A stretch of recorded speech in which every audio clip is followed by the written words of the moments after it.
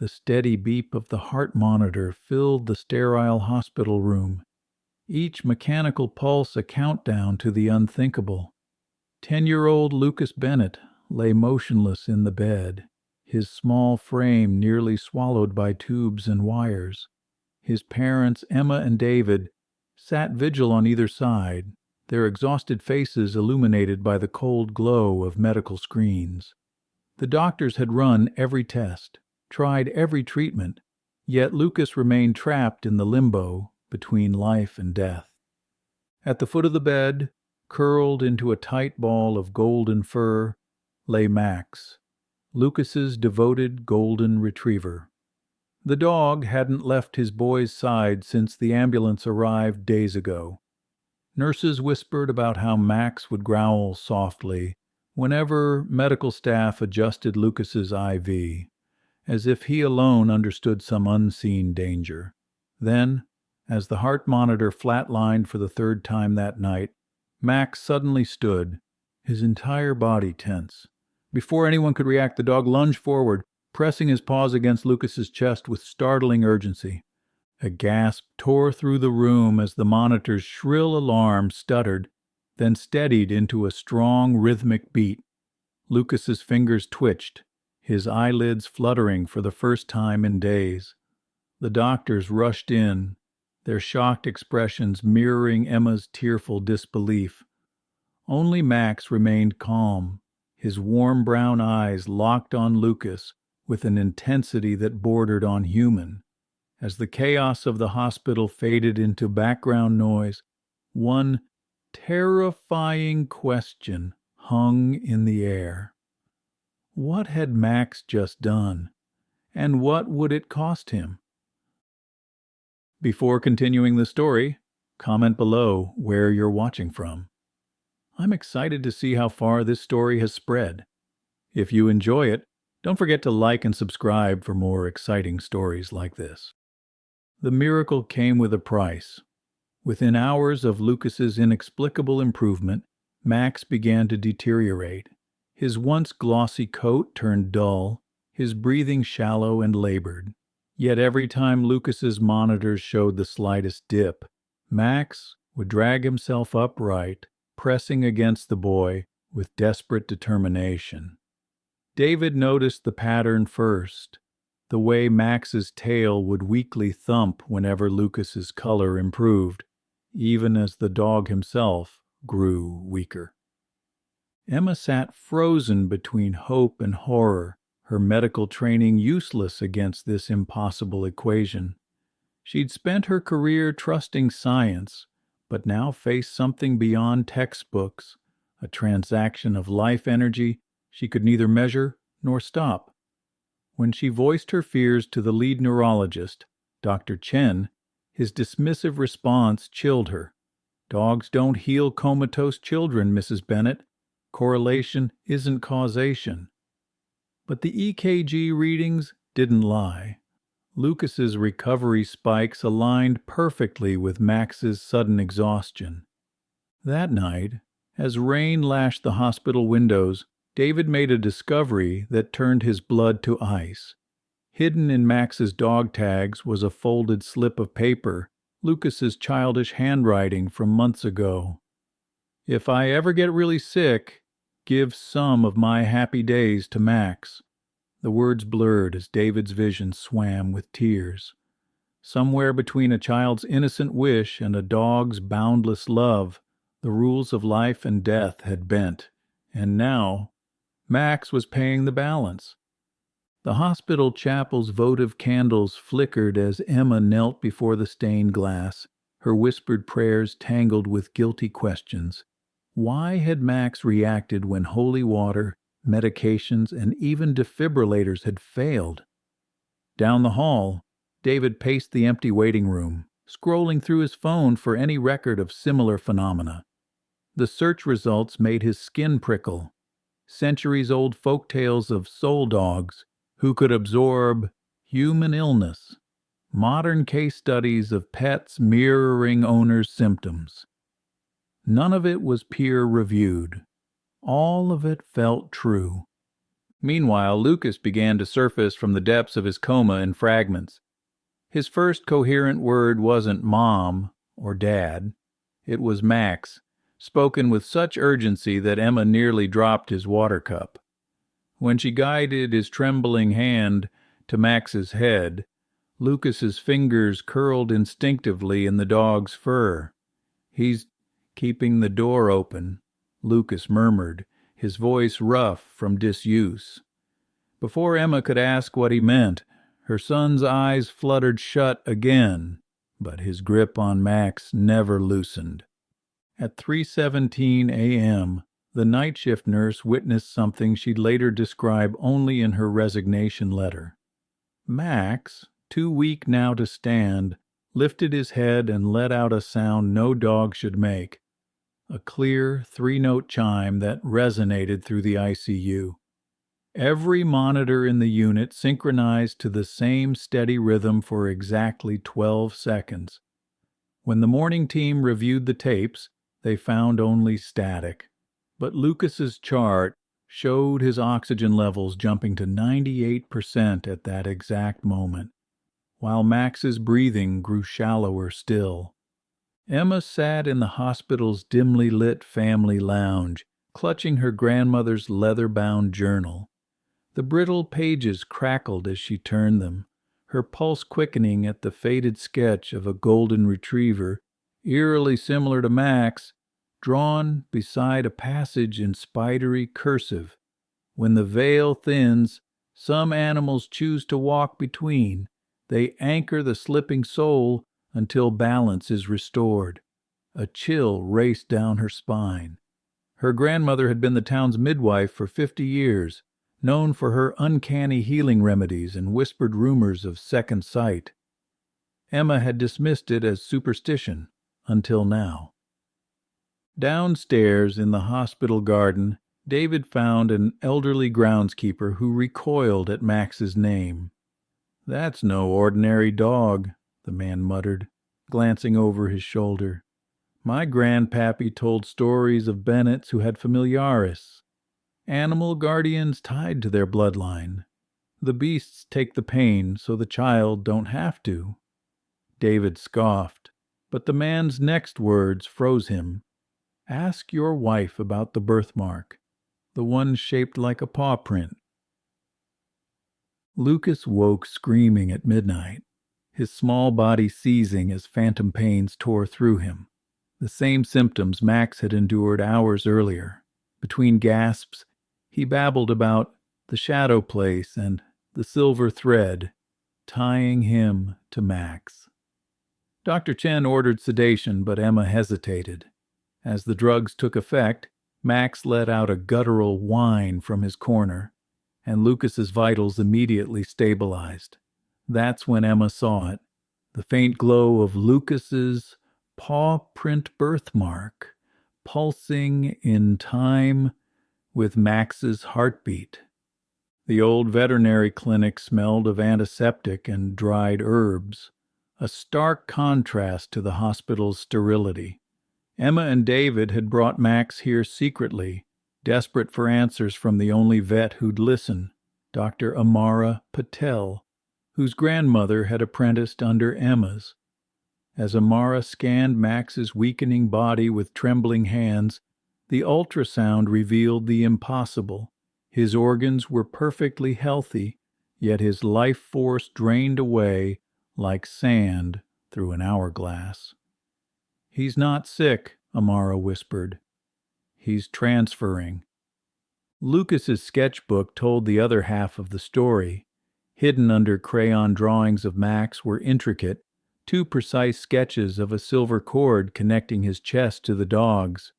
One page showed a door cracked open, shadowy hands reaching through, and Max standing guard, his fur glowing like embers. When confronted, Lucas blinked in confusion. "I don't remember drawing these," he admitted, tracing the cord with his finger. "But I dream about it. Max is holding the door shut, so the bad things can't pull me through."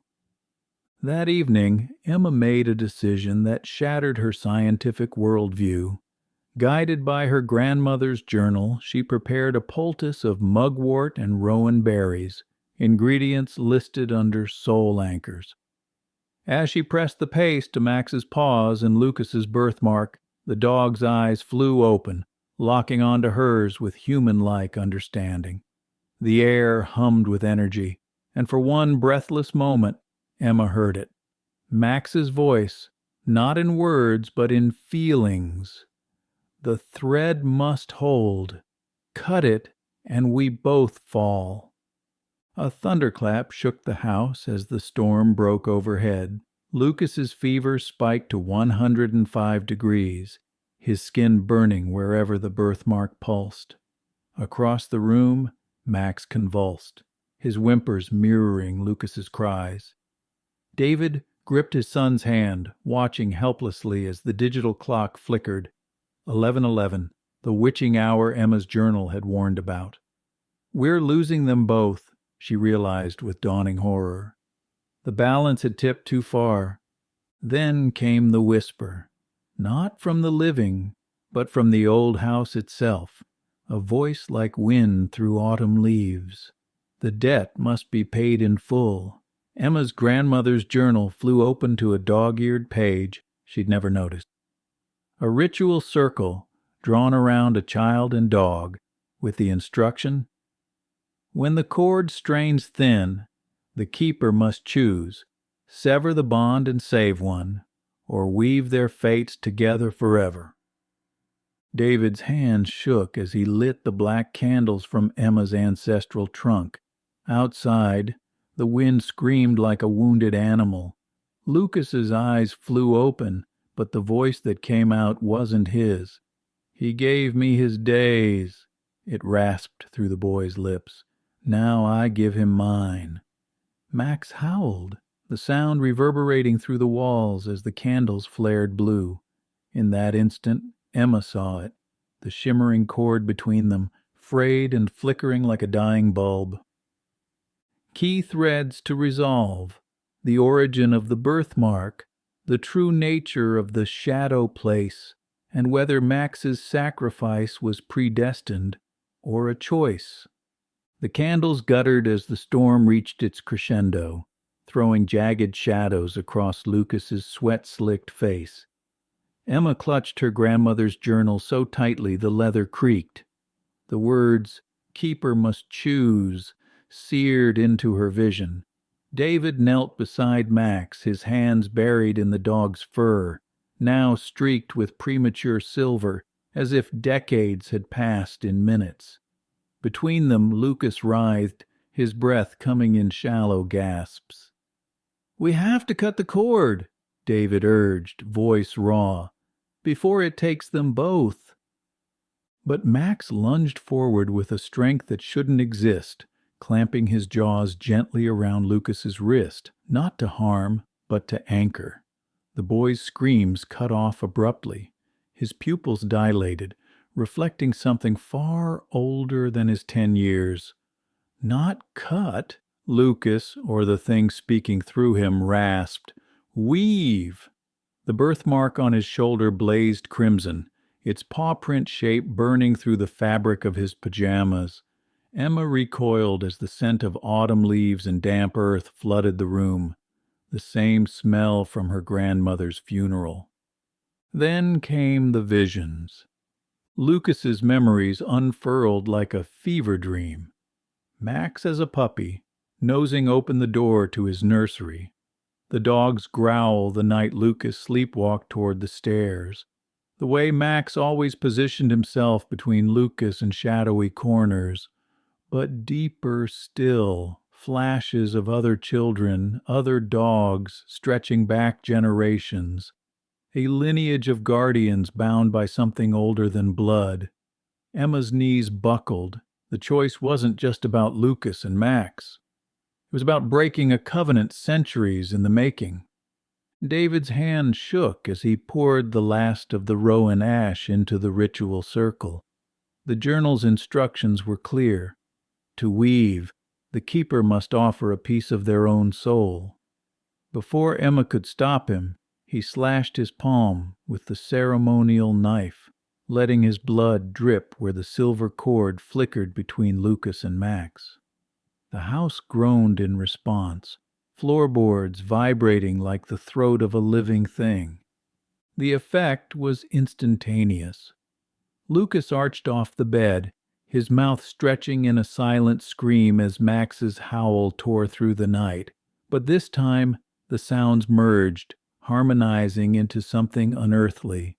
The birthmark on Lucas's shoulder pulsed in time with Max's heartbeat. Emma watched in horrified awe as the dog's graying fur darkened again, his breathing deepening even as Lucas's fever broke. The silver cord between them thickened, glowing like molten moonlight. Then came the whisper from the shadows, a voice like dry leaves scraping stone. The debt is paid. The candles snuffed out as one. In the sudden dark, Emma felt something brush her cheek, not a hand, not a paw, but something in between. When the lights flickered back on, Max lay panting at Lucas's side, his tail thumping weakly. Lucas's eyes fluttered open, clear for the first time in weeks. "Mom," he croaked, reaching instinctively for Max's ear. "I dreamed I was running through the woods, and Max was there, but he wasn't just Max. He was more." Outside, the storm ceased abruptly. The digital clock blinked 12:00, as if time itself had paused to bear witness. Morning light revealed the cost of their choice. Lucas was healed, no trace of illness beyond the dark circles under his eyes. But Max had changed. His movements were slower, more deliberate, his gaze holding a weight no animal should. When Dr. Chen came for the final checkup, he frowned at Max's blood work. "These readings are impossible. This dog's cellular structure shows signs of—" He cut himself off, shaking his head. "Never mind. Just be glad. Your son's recovered." Lucas's drawings took on a new intensity. His sketchbook filled with intricate depictions of a great tree with roots stretching into a starless void, its branches cradling dozens of children, each guarded by a different animal. At the base sat a boy and a golden retriever, their outlines shimmering as if drawn with metallic ink. When Emma asked about it, Lucas just shrugged. "It's the remembering tree. Max showed me. The others are waiting for their turn to help." David found the final clue in the attic, a dusty box labeled "For the Keeper" in his grandmother's handwriting. Inside lay a silver pendant shaped like a paw print, its surface etched with the same symbols from the ritual circle. When he pressed it into Emma's palm, the metal warmed instantly. That night she dreamed of a woman with Lucas's eyes standing in a sunlit field, surrounded by generations of Bennetts and their animal guardians. "The bond goes both ways now," the woman whispered. "Where he goes, Max follows.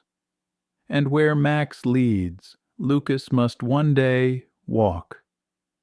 5 years later, Lucas stood at the edge of the woods behind their new home, a sprawling property with a veterinary clinic attached, funded by an anonymous scholarship that arrived after Max's blood work mysteriously vanished from hospital records. At his side, Max's muzzle had gone fully silver, but his eyes burned with the same fierce intelligence. The birthmark on Lucas's shoulder tingled as he watched the rescue dogs play in the yard, each one a special case that seemed to understand human speech a little too well. Inside, Emma adjusted her paw print pendant as she reviewed applications for their new program, Service Dogs for Terminally Ill Children. David's research into animal-assisted therapy had made headlines, though he carefully omitted the parts about ancestral packs and silver cords. On the wall behind her hung Lucas's latest painting, a golden retriever with human hands cradling a glowing child, their faces blurred into one being. The plaque beneath read, "Guardians are never just one thing." That night, as the first frost painted the grass, Lucas woke to find Max's bed empty. He followed the sound of barking to the remembering tree, an ancient oak at the property line he'd sworn wasn't there yesterday. Beneath its branches stood a dozen shadowy figures, some with paws, some with hands, all watching him expectantly. Max stood at the front of the group, his tail wagging slowly. Lucas didn't need words to understand. He knelt, pressing his birthmark to Max's forehead. The pact was complete. When Emma found them at dawn, Lucas was curled against Max's side, both breathing in perfect sync. The boy's fingers were buried in the dog's fur, now golden again, as if time had reversed. Around them, the first rescued dogs sat in a silent circle, their heads cocked as if listening to a voice only they could hear. Emma smiled through her tears. Some bonds couldn't be broken. They could only be passed on. Share which moment in this story resonated with you most. Subscribe our channel, Heartwarming Storytime, to help us spread stories of hope in a world that desperately needs them.